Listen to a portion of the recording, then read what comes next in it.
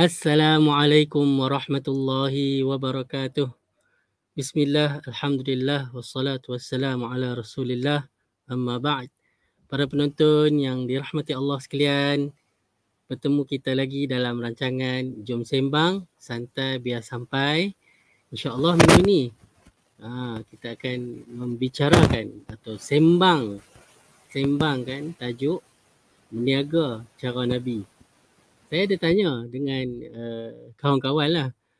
Bila sebut meniaga cara Nabi, apa perkara yang terlintas di kepala ataupun di fikiran masing-masing? Bila first kita sebut meniaga cara Nabi. Ada yang kata bila sebut meniaga cara Nabi maknanya untung tak ambil untung. Kan? Jual murah. Ataupun orang kata apa? Nabi SAW ni bila meniaga cara Nabi ni, kira Nabi ni baik sangat kan. Jadi dia sampai rugi pun tak apa. Rugi pun tak apa. Jadi itu gambaran dan saya yakin bila sebut berniaga cara Nabi pada orang lain pun pasti itulah jawapan ataupun respon pertama ataupun kita boleh guna istilah first impression orang ramai bila sebut tentang meniaga cara Nabi. Yang ni yang cuba kita nak betulkan. Penonton yang dirahmati Allah sekalian. Nabi SAW pertama sekali saya nak sebutkan bahawa setelah Nabi didatangi Jibril, maknanya Nabi dilantik jadi Nabi ketika umur baginda 40 tahun, Nabi dah tak jadi seorang peniaga lah. Nabi ni jadi orang kata apa, meniaga ni ketika Nabi muda, umur 20-an. Bukanlah semasa Nabi dah jadi Nabi ya. Jadi tidak ada kaitan lah meniaga, Nabi meniaga kalau Nabi duk bawa barang dagangan pergi ke pasar, kalau orang utara kata pergi ke market kan, ataupun bawa barang dagangan pergi ke Syam ke, pergi ke Yaman ke untuk meniaga. Setelah Nabi jadi Nabi, tidak ada mana-mana riwayat yang menyatakan sedemikian. Itu pertama. Jadi tak boleh nak dikaitkan apa yang Nabi buat sebelum Nabi jadi Nabi sebagai hukum. Sebagai hukum. Yang kita faham ialah apa yang Nabi bawa setelah Nabi jadi Nabi. Nabi ni yang membezakan Nabi sebelum dia jadi Nabi dengan selepas dia jadi Nabi adalah apa? Wahyu. Setelah dia jadi Nabi itu maknanya dia mendapat wahyu daripada Allah Subhanahu Wa Taala. Maknanya Allah bagi tahu kat Nabi perkara ni boleh, perkara ni tak boleh. Ini wajib, ini haram. Ini halal, ini haram. Macam tu lah maksud dia.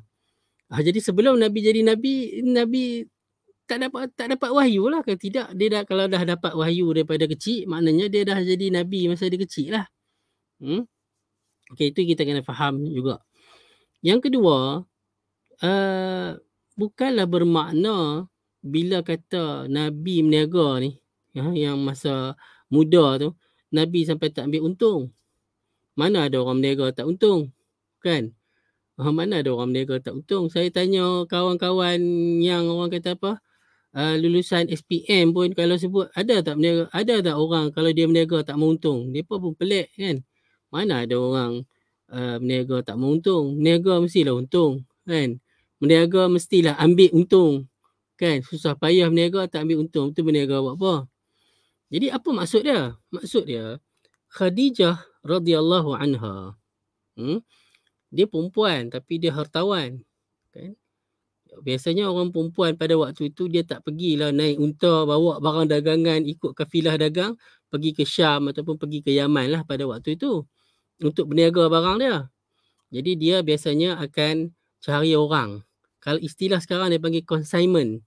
Dah ada jadi bahasa Melayu consignment ke apa consignment. Dia tolong orang lain yang dia upah kan. Dia upahkan bawa barang dagangan dia tu untuk pergi tolong niaga kan. Dan di masa Nabi pergi meniaga tu, budak suruhan ataupun hamba suruhan Khadijah Saya tak pasti hamba ataupun orang suruhan lah. Khadijah itu Maisarah. Maisarah tu lelaki ya, walaupun nama dia Maisarah, bukan perempuan. Pergi berdagang dengan Nabi ke Syam ketika itu. Kalaulah Nabi ni berniaga tak untung, kalau sebagai seorang yang kita kata dia investor lah, dia tak upah dah, dia tak apa, dia ni berniaga tak ambil untung ni. Kan, baik upah orang lain. Kira dia tak kompeten lah berniaga, kan. Tapi malah apa yang berlaku, Khadijah sangat tertarik dengan Nabi sehingga akhirnya jadi suami, kan.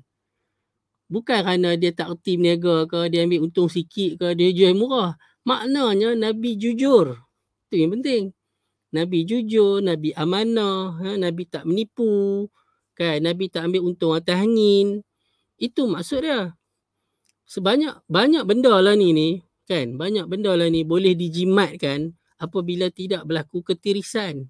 Apabila tidak berlaku penipuan, ambil untung atas angin. Itu yang jadi projek juta-juta, kan. Projek juta-juta tu, tapi yang tirih kot tengah-tengah tu lagi banyak. Ini banyak benda boleh dijimatkan.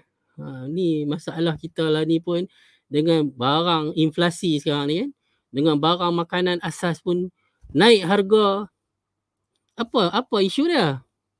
Apa isu dia? Yang kita faham ada isu-isu tertentu sedunia dan sebagainya, tapi kalau dengan mengurus takbir cara baik, semua pihak yang terlibat tidak ada berlaku penipuan, tidak ada rasuah, tidak ada untung atas angin, kan, dia tak berlakulah seteruk yang sekarang. Lepas tu kita kait pula dengan berniaga cara Nabi ni, kena murah, kan. Lekeh sangat Nabi SAW, kan. Kena murah, tak boleh untung banyak, rugi pun tak apa. Apa hal kalau kita pergi kata macam tu, kan. Patut di-highlight kan Nabi ni, setelah dia jadi Nabi, lagilah Nabi SAW menekankan jangan tipu. Saya dulu belajar bab muamalat ni penuh dengan orang jahiliah punya cara berniaga ni, banyaknya menipu. Banyaknya menipu. Contoh kan, satu Nabi masuk ke pasar, hadis dalam Sahih Muslim. Kan dia tengok ada orang jual makanan, disebutkan biji-bijian lah. Biji-bijian ni macam-macam lah boleh, mungkin gandum ke apa ke sebagainya, kan. Nabi tengok cantik elok lah. Macam Nabi seluk tangan dia masuk dalam longgokan kan, dia longgok itu kan. Tapi sampai ke bawah basah. Mahal lah. Nabi tanya apa ni? Dia kata ni kena hujan semalam. Nabi kata kenapa tak letak yang basah tu kat atas, orang boleh nampak yang mana basah, yang mana tak basah. Apa Nabi sebut? Man ghasyana falaisa minna. Siapa yang menipu, bukanlah dalam kalangan umat aku, bukan dalam kalangan ajaran aku. Islam tak menipu.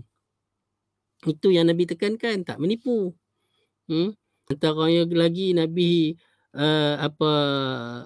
mengharamkan, Nabi menolak jual beli yang ada gharar. Gharar ni apa? Suatu yang tak jelas, tak pasti, tak tentu, kan. Contohnya ada kambing penuh padang tu. Dia nak beli kambing, dia tahu okey, kambing sekok 400. Kambing mana? Yang 400 ni. Ambil batu baling. Kambing mana yang kena dengan batu tu, kambing tu lah harga 400. Itu gharar. Tak tahu pun kambing mana, silap-silap dapat kambing kurus ke, kambing kecil ke, kan. Jadi itu benda-benda, ataupun beli kain dia panggil mula masah, ataupun tadi tu muna bazah tu, kan. Tak boleh tengok, pegang, tak tengok warna, tak tengok rupa, kan, pegang, rasa okey ambil. Itu pun ada unsur-unsur penipuan. Jadi datangnya Islam, dia menolak semua tu, dan yang paling ditolak oleh Islam, yang paling kuat diamalkan oleh masyarakat Arab ketika itu adalah riba. Adalah riba. Jadi bila kita cakap berniaga cara Nabi, kan, Islam adalah agama yang memerangi riba. Tapi orang Islam tak rasa apa sangat pun pasal riba ni. Kalau sebut babi jangan. Sedangkan riba ni adalah suatu perkara berat, dosa besar yang diperangi. Allah Subhanahu Wa Taala mengisytiharkan perang. Fa'dhanu biharbin minallahi wa rasulih. Allah sebut, kan. Maka izinkanlah peperangan daripada Allah dan Rasulnya. Riba ni pun masalah. Kita sekarang ni apa yang berlaku ni, sistem kapitalis yang ada ni, riba lah. Yang kaya bertambah kaya, yang miskin apa ke dana. KWSP Syariah. Setelah dilancarkan KWSP Syariah, berapa persen orang Islam yang dah tukar ke Syariah? Orang lain tak kisah pun. Tak kisah pun bab halal haram sebenarnya. Kita bukan kisah pun halal haram. Kita geli kat babi je. Cuba pergi sebut yang dalam KWSP tu babi. Tak tahulah nak kata kan. Inilah masalah dia. Dan itu dah jadi cerita babi pula kan. Tapi berniaga cara Nabi ni maksudnya bila kita sebut berniaga cara Nabi maknanya jujur, amanah, kan? Tidak ada unsur riba, tidak ada unsur penipuan. Itu yang patut ditekankan. Itu yang patut ditekankan. Terutamanya dia macam orang kata apa, zaman Arab ni dia suka bersumpah. Kan? Bersumpah ni macam mana? Dia nak lakukan barang dia. Macam kita sekarang ni main guna apa? Testimoni palsu. Kan? Overrated. Kan? Hype. Lalu sebanyak hype kan. Itu pun masalah juga. Seolah-olah satu suplemen ni boleh selesai semua masalah. Patut bagi Nobel Prize kat dia. Lagi haru pergi letak nama Nabi pula kat situ kan. Makanan Nabi, makanan sunnah dan sebagainya kan. Lagilah yang tu. Dah lah menipu satu hal kan. Menipu atas nama Nabi pula satu hal yang lain. Suplemen dan sebagainya. Ini yang patut kita sensitif. Dan kita orang Islam ni patut ada ilmu dan kita tolak ramai-ramai lah. Berniaga cara macam ni. Berniaga cara tipu. Ini berniaga maksudnya dalam Islam ni orang yang berniaga ni lah orang yang paling banyak berinteraksi dengan orang. Jadi bila paling banyak berinteraksi dengan orang ni paling mudah untuk dia terjebak dengan dosa. Tapi sepatutnya dia patut gunakan peluang paling banyak berinteraksi dengan orang ni. Dia dapat pahala hari-hari apa? Afshus salama bainakum, dia boleh bagi salam. Islam ni kan Nabi ajarkan supaya menyebar salam. Senyum. Kan? Ni berniaga. Kan? Mungkin dia kata dia berniaga produk-produk. Inilah produk so-called sunnah lah. Tapi berniaga senyum pun tak. Kan? Servis pun Masya Allah. Slow. Kan? Servis pun tak cekap. Jadi itu dia jadi backfire balik lah nanti.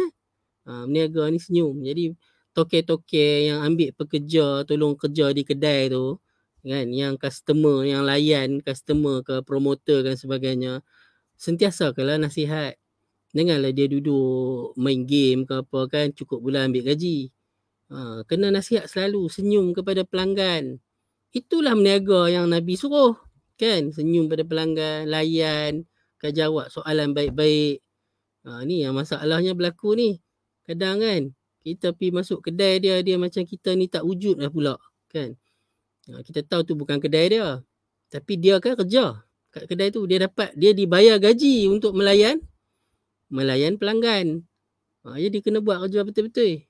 Ini yang kita patut highlight kan. Patut ketengahkan apabila kita membincangkan tentang berniaga cara Nabi lah, ataupun berniaga seperti yang dituntut oleh Islam. Tuan-tuan perempuan yang dirahmati Allah sekalian.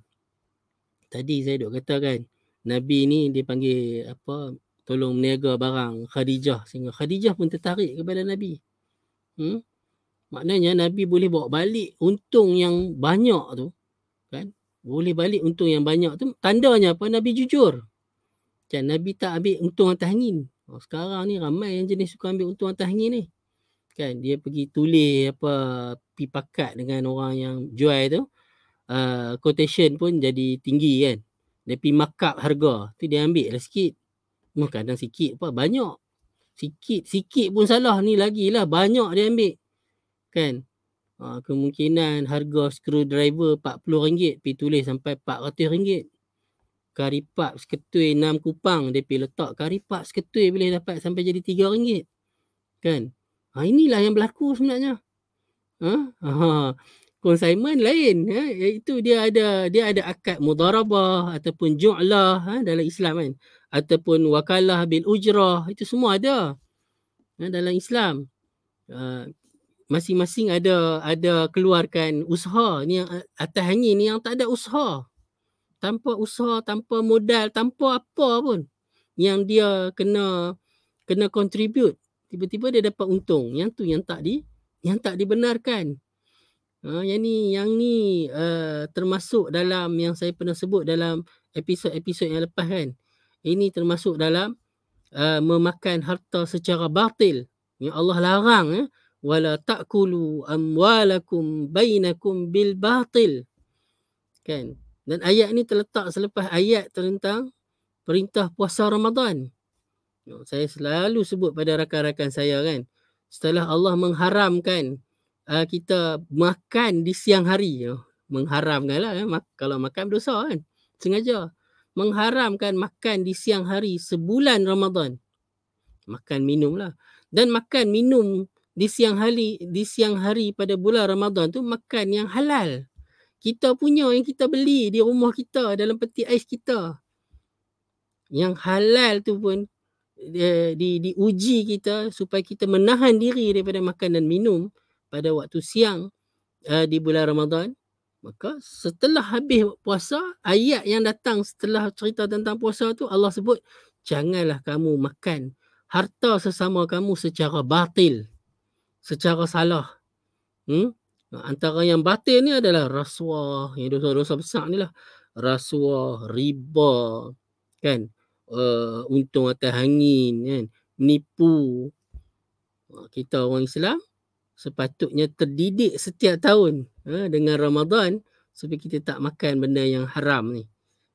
Ini yang patut kita highlightkan apabila, banyak kali saya ulang ni, memang nak ulang banyak kali pun, apabila kita membicarakan tentang meniaga cara Nabi. Meniaga ni maksudnya kita kena pandai, kena ada strategi. Itulah, kalau seolah-olah meniaga tak ada strategi, itu bukan cara Nabi lah. Itu bukan cara Islam lah. Takkanlah Islam tak ada strategi. Kalau Islam kalau letakkan strategi marketing dan sebagainya tu bukan daripada tuntutan Islam, bagaimana pula ada dalam kalangan sahabat Nabi boleh jadi jutawan, boleh jadi kaya raya? Kalau benda tu bukan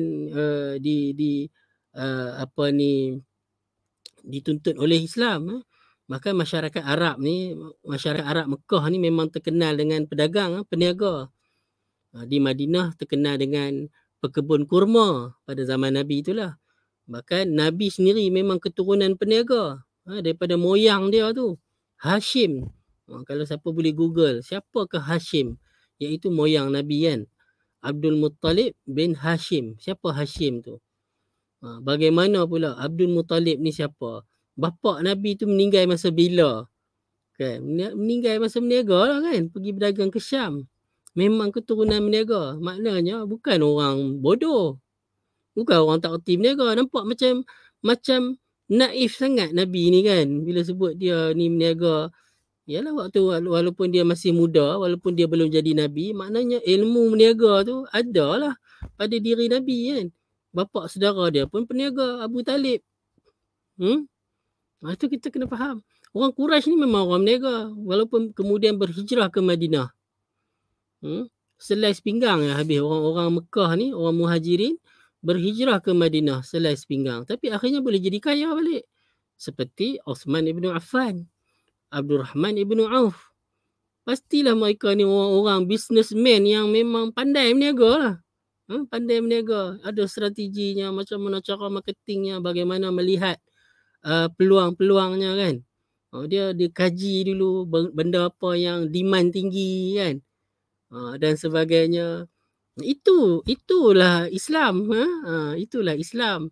Janganlah kita gambarkan Islam ni hanya dalam benda-benda yang orang kata apa, nampak lekeh. Kesian. Kita patut rasa agama kita ni, Masya Allah, agama yang hebat. Agama yang hebat.